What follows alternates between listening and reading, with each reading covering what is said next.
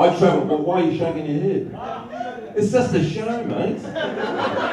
So you don't talk back to the stage. You don't go to the movies and scream at the screen because you're fucking nuts because you're divorced. It's not my issue. Don't worry, mate. It's just a show, mate. You don't need to get involved on a psychological level, mate. It's just comedy, it's just entertainment. It's nothing else. That guy understands that. No, seriously, that's how it is. And I'm under their spell. And then this fucking idiot comes in here. I've got to do a show. I'm contractually obligated to do a 9-hour show in here. This guy's interfering with my modus operandi, and now this fat fuck over here. I'm serious. You know, I don't have to put up with this. For 100 grand, it's not worth it.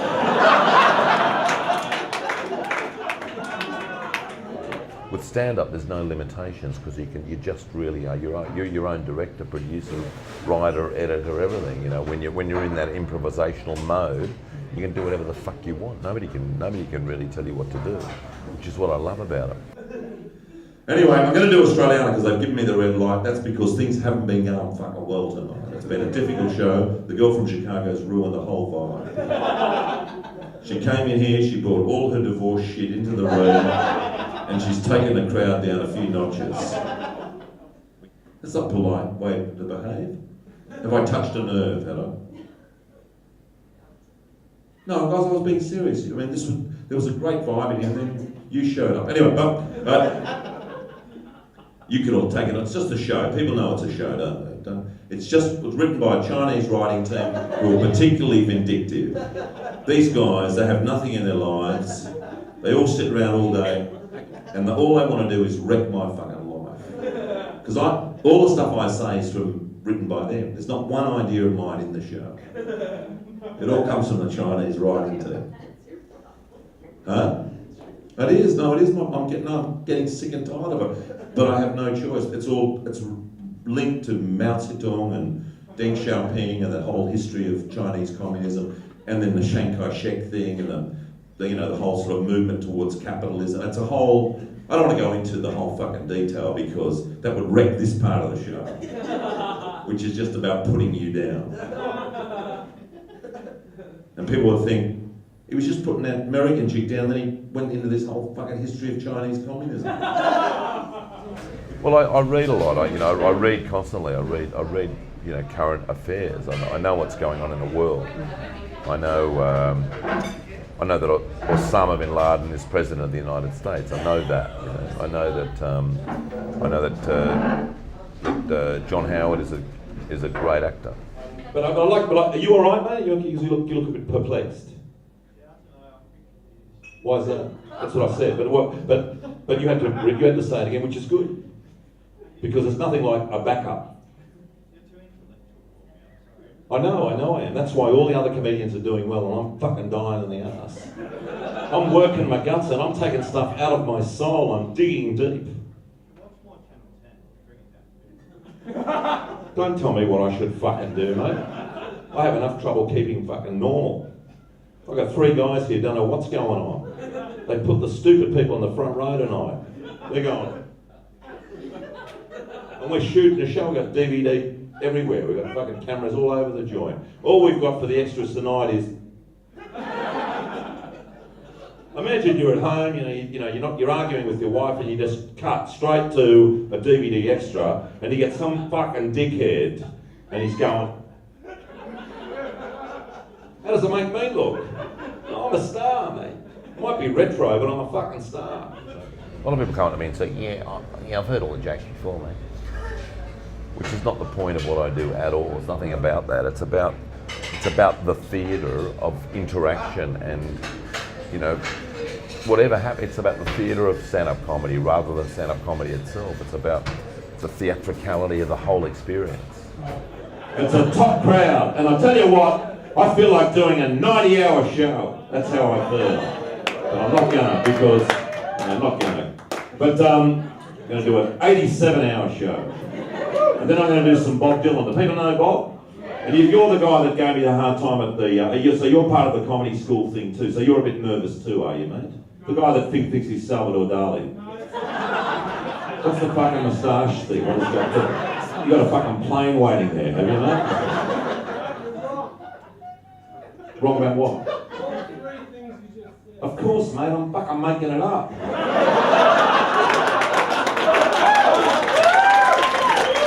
See, the thing is, mate, and you know this because you go to the comedy school, it's a fucking show. Unlike your miserable life, this is a fucking show. You got to look at that moustache every fucking day. Right? I've only got to spend, 87 hours looking at it. Well, but that's more of the danger of getting involved with, because I love doing stuff like that. I got my tongue in my cheek, but they take it very seriously. Where are you from? I'm pointing right at you. It couldn't be more explicit than, where are you from? Excellent, good answer. But I'll tell you what, no, because it is a big place, isn't it, if you've got a GPS. Have you got a GPS? You're from Sri Lanka. What's the capital of Sri Lanka? See, you don't fucking know. And that's why you'll fit in very well in Australia. But what's going on there now, mate? Are you getting depressed? It's just, look, don't get it. It's just a show, mate. Whatever I've said to you, don't take it to heart. I mean, even that whole suicide, that's the Chinese writers being provocative. Listen, these are not my ideas. They want you to go and kill yourself, right? I couldn't care. I'm happy if you live. Maybe later you'll buy me a drink or something like that. I don't mind, because when people get fucking like that guy, I mean, he was ready to pounce, mate. For what? For what reason? What do you mean? Mate, what's your fucking problem? Well, are you starting to feel sorry for this idiot, are you? No, seriously, is that what the issue is? It's just a show, mate. These are all scripted lines that I'm saying. I don't know, this is... Sorry? Mate, and I was in the middle of a rave there. You're inebriated, you're a New Zealander. We don't actually like New Zealanders.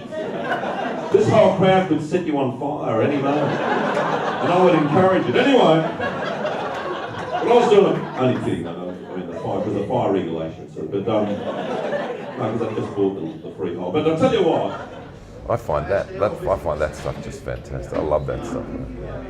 But that's acting. That's the acting thing. That's the actor in me trying to make something so real that people really get. And I can do that on stage with some people. They get, listen, mate, it's just a show, and then I start attacking them straight after that. And I say, but it's just a show, mate. And then eventually they get volatile because they're shit-faced. They want to kill me. I just find that, I think that's fantastic. That part of this job is the best. Just getting people so fucking upset and unsettled, and just. You're at the comedy school, but you're not laughing at all. You're not finding it funny, or no? The chick there. You're amused, but you don't actually. It doesn't manifest on your face. It just lives inside your esophagus. It's just a show, man. Just fucking relax. Because you were with Moustache Face, weren't you? Do you feel sorry for him or what?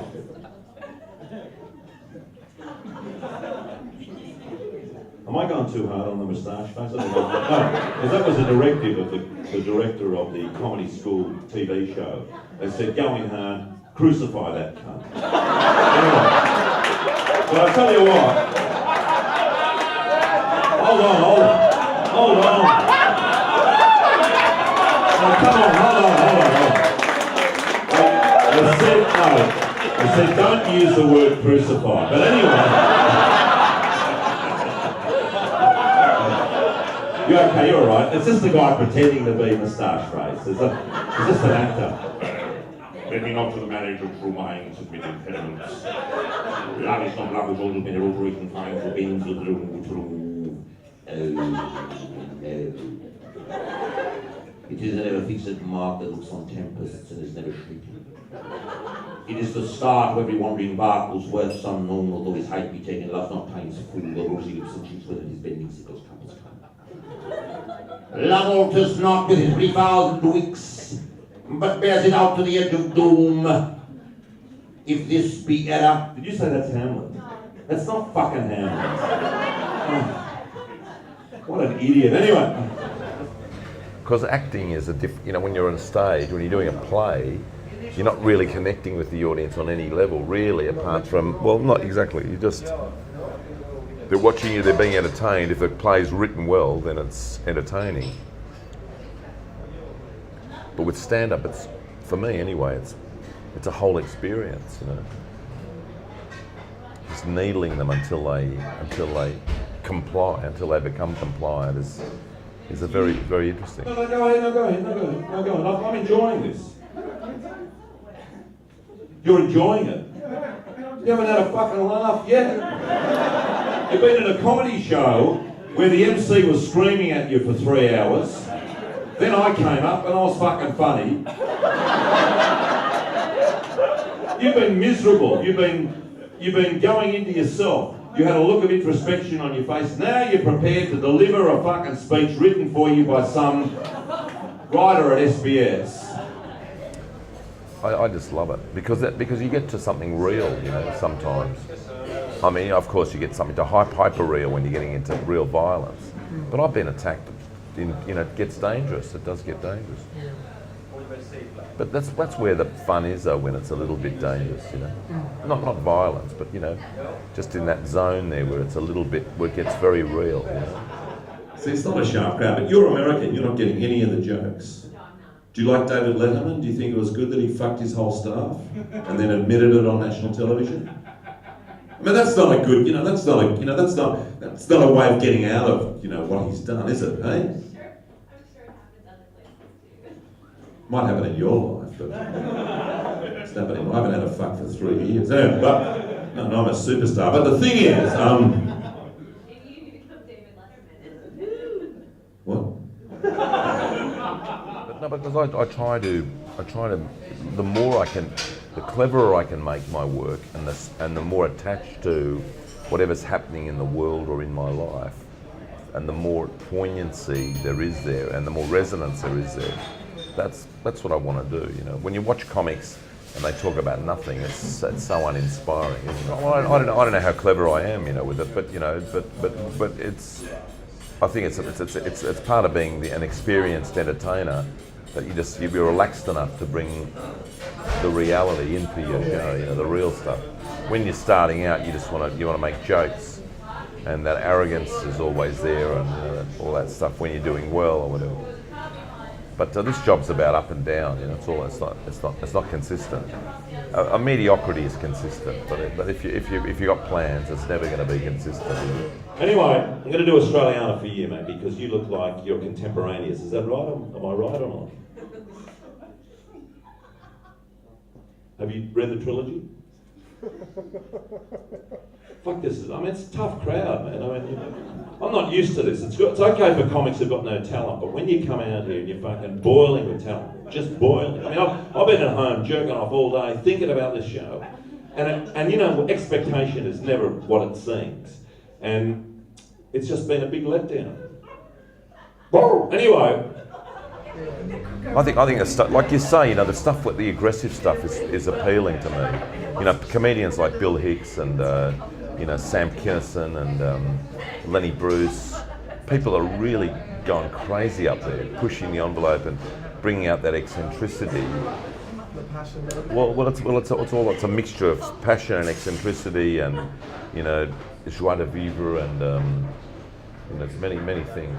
And when I was amongst it, I felt like a sponge. I felt like I was just, although I'm a smart person, I felt I was sucking up the dumbness.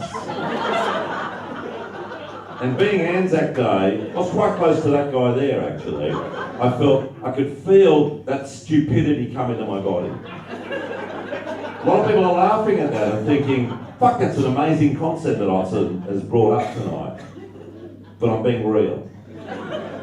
And when that sinks in, when people realise that is the issue here, people will stop laughing and start to take things more seriously. That's going to happen in your life. When you realise how fucking stupid you are. Because that's what I'm reliant on is something unusual occurring, so that it just pulls you in another direction. I think I'm pretty open to everything, I think it's because it's always the experience of getting somewhere where you haven't been before. That's what makes it unique, you know, each time, you know, rather than being repetitive. Just getting when it lifts out of the ordinary. That's when it's exciting to me. Well, why would you say something like that? Just so you know. Just so I know.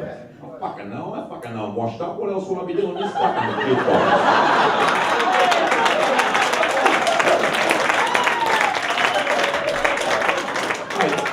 If I was Jerry Lewis, mate, I'd be doing fucking charity events for muscular dystrophy. But here I am, in this fucking shitbox. For 150 grand, who fucking needs it? I fucking need it. I could be at your house, sucking on a big bong. Thinking, I will work for fucking years. I go in the bathroom and stretch the balls. Maybe I'll stroll out to the letterbox, leave the Centrelink checks are all. But I've had a fucking life, mate. You're probably the same age as me, aren't you? What are you, 70? I've had a life, mate, whereas you've had nothing. Is that right? That's correct, sir. Okay, there you go. So $1 fucking for a record, pretty fucking reasonable. For a cockhead like that. But I'm gonna finish up now with a stroke. You having some fun tonight? You understand it's just a show, don't you? I do. Sometimes I feel like Ian Fairweather on Bribey Island. That's how I feel. I feel like, you know, just dropping out completely, you know, just, you know, living in a cave somewhere and then going into the comedy room and doing a couple of hours of improvisation and then going back into the cave. Because, you know, I think stand-up comedy is a fairly reclusive sort of a game, you know. There aren't many stand-up comics who have happy families. And no comedians have happy families. Most comedians are dead, or they have total dysfunctionality in their domestic situation. So my domestic situation is completely dysfunctional. Because how many people can live in a cave with you? It's hard. Cave dwelling it's not for sissies. I came out. And how are you, man? Are you all right? Yeah, you having some fun? Why's that? Nobody's off fucking limits. I get paid to attack people. That's what they pay me for. I'm getting 60 grand to do this show. And the management said to me, attack the people in the third row, especially that fucking woman over there. Well, I don't have to pay you anything. I get paid 100 grand to come here, and nothing can be compensating enough. It's hard work. The crowd is not smart. The crowd is dumb crowd. You are rolling, aren't you? Are you rolling? Yeah, I thought so. Yeah. I don't mind what.